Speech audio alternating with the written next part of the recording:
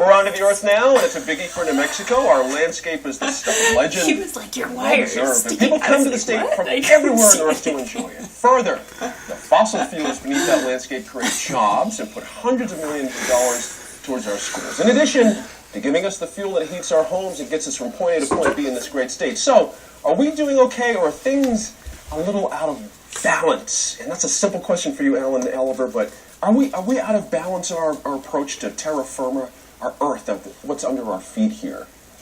Oh, wow. Great question. I think that we're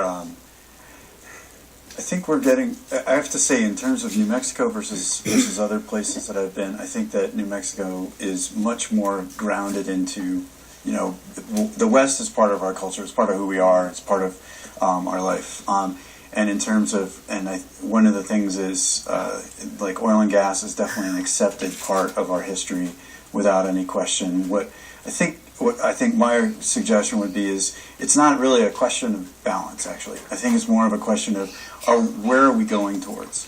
What's the move that we're going towards? And you know, and again, for me, I think that what we have is, in terms of say energy, we have a good start towards a portfolio, but it's like any sort of investments. You want to diversify. And so for us, looking at diversification and really broadening things out is really important. One small example of that, this geothermal is a really big opportunity for our state. And in this last legislative, there's actually literally one commercial scale geothermal plant that's just getting started in New Mexico. Yet we're one of the best in the nation for it, and we're not doing enough there. And so it's something where if we were to actually just kind of step back and look at what are all the opportunities we have, we would be looking, we would be aggressively going after all these other different parts of the portfolio. Are subsidies part of the answer? Because we were joking a little bit about positive incentives for incentivizing people. Or in your view, is that part of the mix of things to get that done? Yeah, absolutely. For startup sectors, industry sectors, it's really important. From everything, we had a conference on clean technology, and for the clean tech companies, they said, look, without these incentives, we don't get over what they call the valley of death. We'll just never get there. And we're getting these incentives elsewhere. And so if you want to remain competitive, you need to keep these incentives in place. Now, we would always argue that those incentives need to go away over time. And one of the things that's really striking to me, like we have a lot of solar industry members, and they say they're at grid parity within 4 years. And then after that, they're not looking at those incentives anymore. And that's something that's really remarkable, frankly, for any industry. Sure. Well, let me turn to you on that. That's been a big argument in your industry, or people who are opposed to your industry, I should be specific, about incentivizing. Does the industry still need incentives to operate in New Mexico, or are we at a point with oil and gas where it's just not a necessary byproduct of what we do here?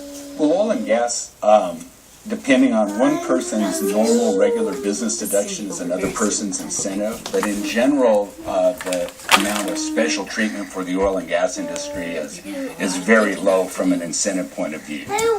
In New Mexico, the industry provides between royalties and taxes about $2.2 billion a year to the state. That's $6 million a day.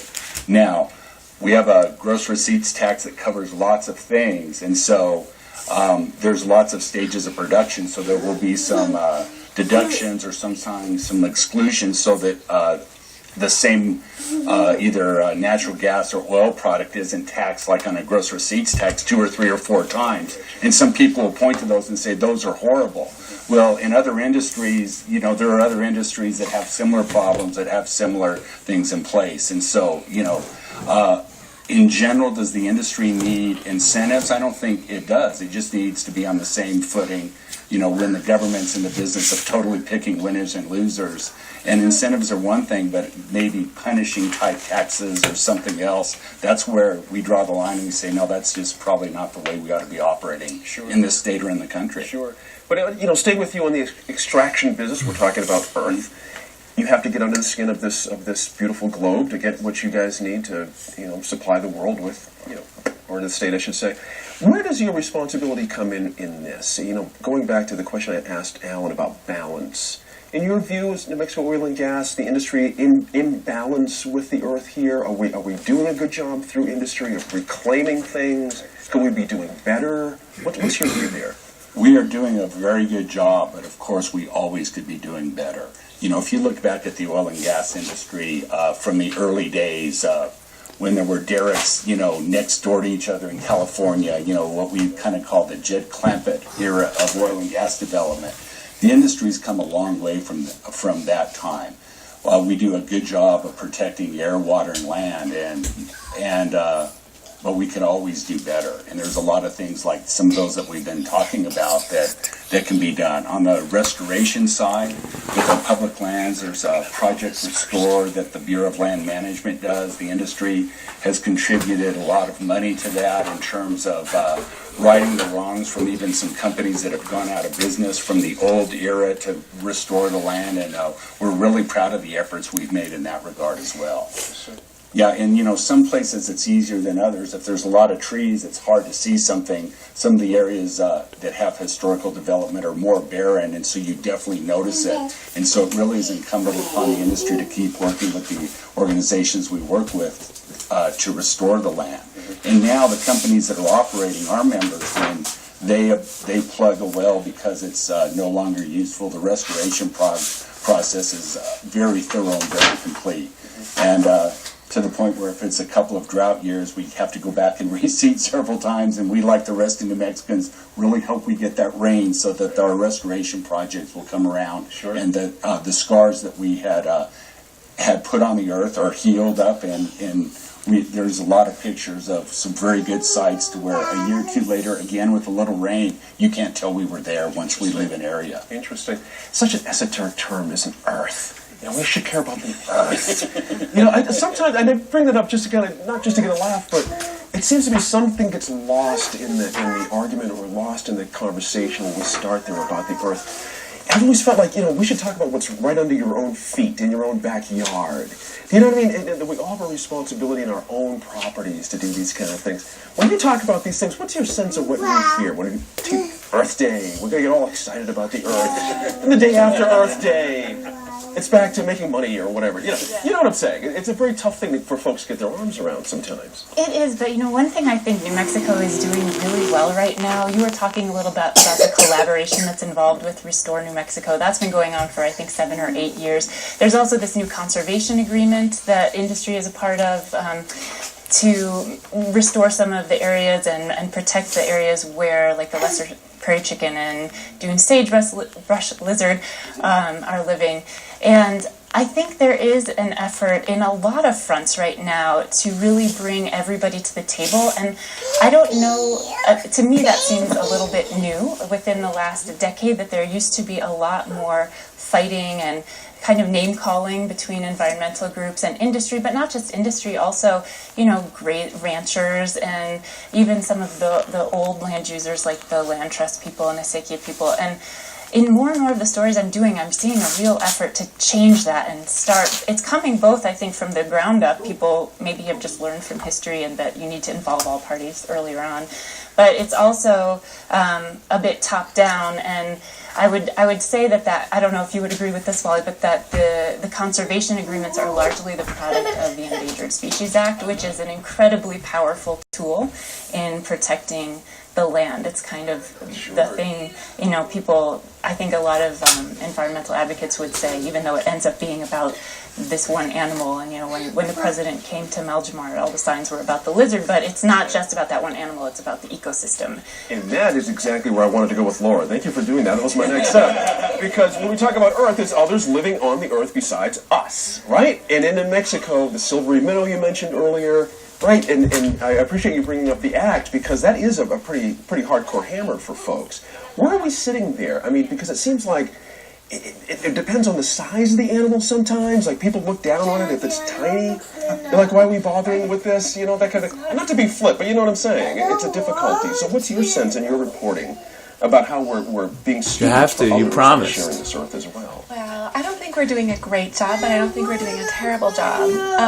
And I think, like, environmentalism or the Endangered Species Act, all these things, they seem so abstract when we talk about them, or they seem so fringe, but really they're the After the most show, basic connections After we're done we watching have. Mommy.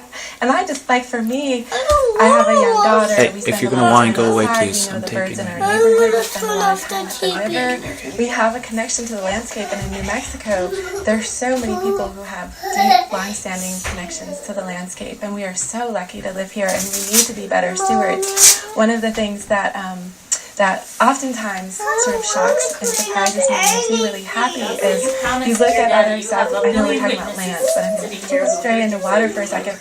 We look at other southwestern cities like Phoenix and Tucson and even Santa Fe. Albuquerque is the only one of these big southwestern cities that has a living river that runs through it, and we have this beautiful gift, and we're so lucky to have it. And so I just think environmentalism is really easy every day. It's not about Earth Day, and so many of us have these connections. And if it takes a silvery minnow to keep water in the Rio Grande, then yay, Endangered Species Act. There you go. It happens. Thank you all for coming in to talk about this. It's a difficult one to get our arms around. We certainly didn't try to solve everything, because you can't. But hopefully this helped us all get to another place in our understanding about the Earth. We appreciate it, for sure. Thanks for joining us this week as we dug into environmental issues. Next week at this time, we have an American Graduate Teacher Town Hall moderated by NewsHour correspondent Ray Suarez. It's an honest conversation with teachers about how to solve the dropout crisis. See you then.